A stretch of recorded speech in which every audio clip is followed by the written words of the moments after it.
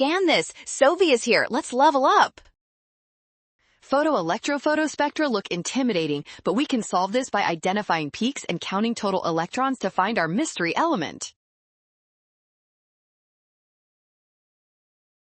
First, look at the relative heights of the peaks on the graph. Both peaks have the same height, which means each orbital contains the exact same number of 2 electrons. Since both peaks represent 2 electrons, the total count is 4. Checking the periodic table, the element with 4 electrons is beryllium, so we can narrow our choices down immediately. Peak X has higher binding energy, so it is the 1s orbital. Peak Y is the 2s orbital, making option C correct. Well done! Scan the code. You can learn better with Sovi. Avoid a rush and trust the given binding energy to identify orbitals correctly.